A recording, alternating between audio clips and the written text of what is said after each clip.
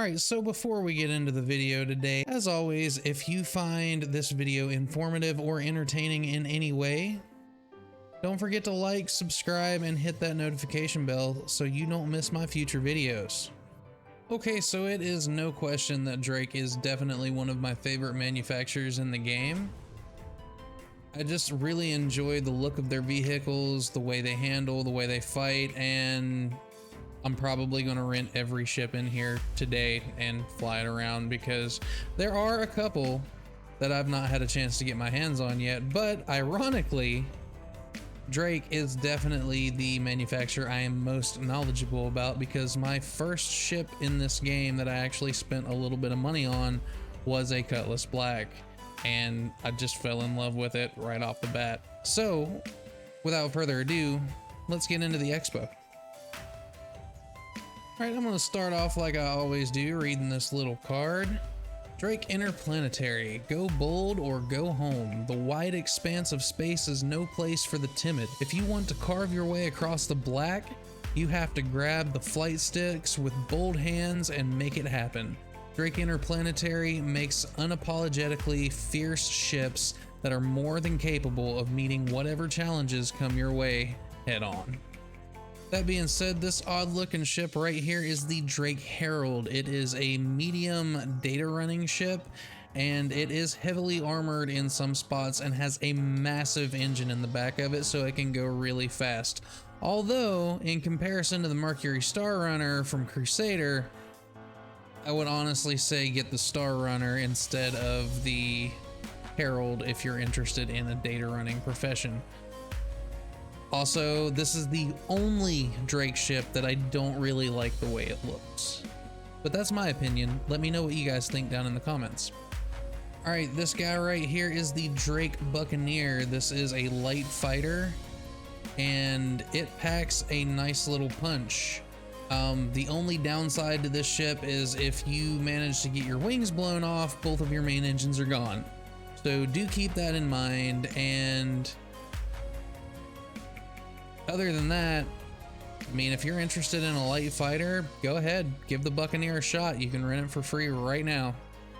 And without a doubt, these are my favorite ships in the entire Drake lineup. It's the Cutlass Black right there in the middle. That's more of your jack of all trades ship. It has 46 SCU of cargo space. It has 4 gimbaled size 2 weapons by default. It has a turret on the top with 2 gimbaled size 2 weapons, or you could swap all of those weapons out for fixed size 3. The only downside to any Drake ship really is there is no ejection feature. So if you get screwed, you get screwed. I'm gonna save the best of this lineup for last. So the next one I'm gonna show off is the Cutlass Red.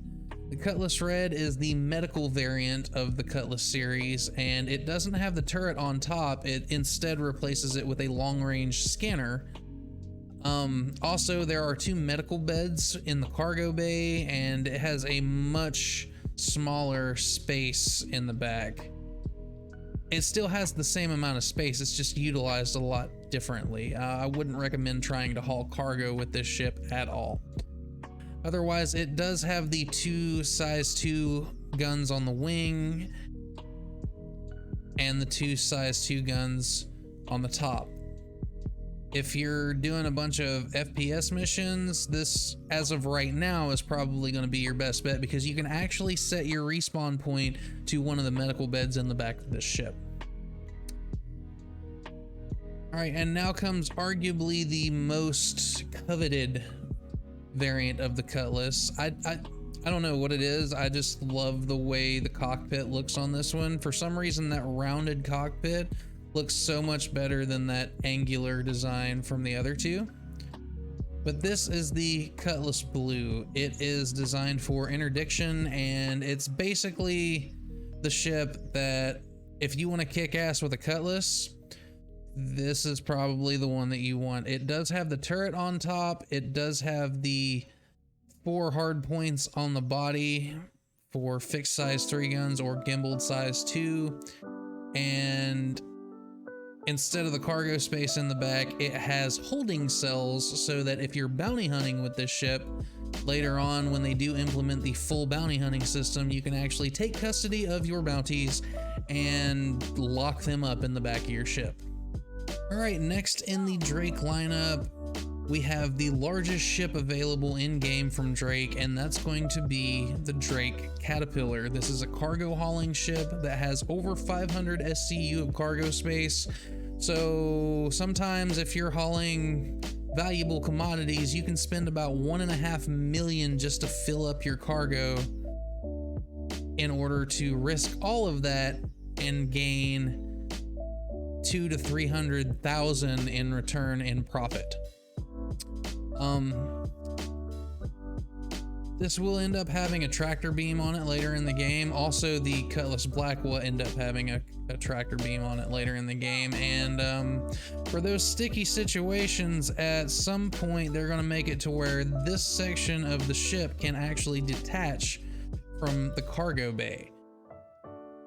I think they're still working on docking right now, so we probably won't see that for a little while, but this is a great ship if you want to make a lot of money trading. I personally do not own one, but I have rode around with a couple of people that have them, and on average it takes anywhere from 30 to 45 minutes to completely fill your hull and get a nice payday.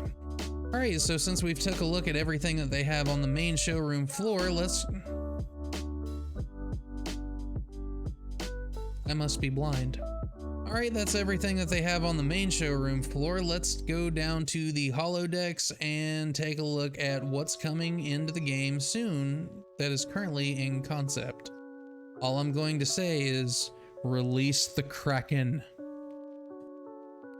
Also, another fun thing to own in the game, these aren't necessary right now because they still need a little tweaking so that the physics system works for them right.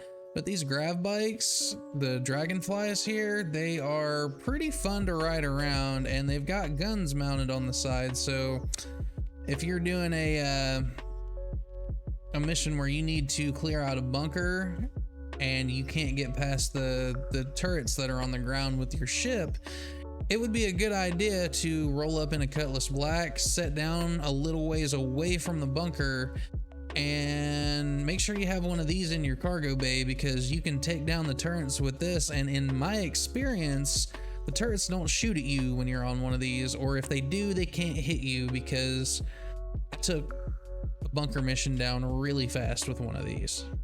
All right, so coming down into the holo viewers, what I'm going to highlight first, this is the Drake Corsair. It's going to be an exploratory vehicle, but honestly, I don't know much about it after that.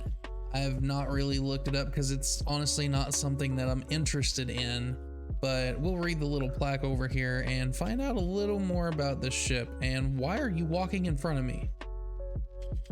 He sped up a little bit. All right, the Drake Corsair. Heed the call of uncharted space and harness the spirit of exploration with the Drake Corsair, a worthy companion supporting you in battle, discovery, and delivery wherever the winds of adventure may steer you. Ladies and gentlemen, the Drake Corsair. I mean, I think the ship looks pretty cool, but it's just not something I'm interested in.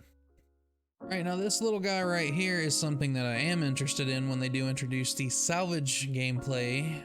This is the Drake Vulture. It's going to be a salvage ship that's capable of, I believe, cutting up ships that have been crashed on planets and things such as that, and breaking them down into smaller pieces so that you can use something like the Reclaimer to break down that scrap even further and make a profit out of the valuable materials and possibly the valuable components that have been left behind. Answer to no one, cut out the middleman and throw caution to the wind. Rip wrecks like a pro and carve out your own place in the great big empty behind the stick of this rough, rugged salvage machine from Drake Interplanetary. I can't wait until those make it into the game, and I definitely can't wait until salvage gameplay is a thing, because that's something I actually enjoy doing in other space games like In No Man's Sky, when I do decide to play that from time to time, I like finding shipwrecks, salvaging them, and then selling them for a profit. It's just a really fun game mechanic for me. All right, ladies and gentlemen, and we have saved the best for last. This is the one and only capital ship that I am actually interested in because it can double as a mobile space station. This is the Drake Kraken, and I am super excited for this to come into the game. I haven't bought one. I will probably just end up saving up money to get one in game later on, but it has an onboard shopping district. It has a lot of cargo space. It's got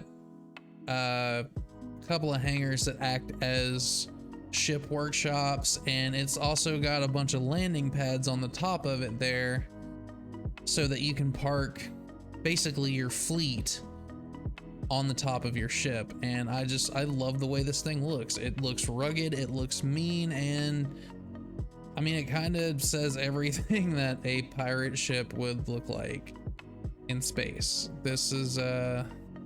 This is my most anticipated capital ship, and this is what I definitely want. All right, and the plaque on the Kraken reads as this: its main focus is a light carrier, and it says, the Kraken is a protector and a beacon of freedom in a too often cruel universe.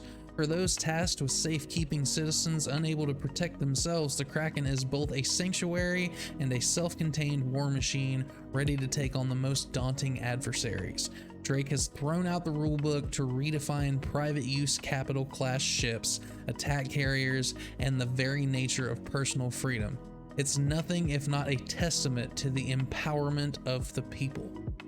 So there you have it, everyone. That is Drake Day at the Intergalactic Aerospace Expo. Let me know down in the comments what ship you are most anticipating to come out from the Drake lineup, and also let me know what your favorite one that is currently available to fly in the game is. Don't forget to slap the like button, hit subscribe, and turn on the notification bell so you don't miss any of my future content. And above all else, citizens, just remember, have a wonderful day. I'll see you next time in the verse.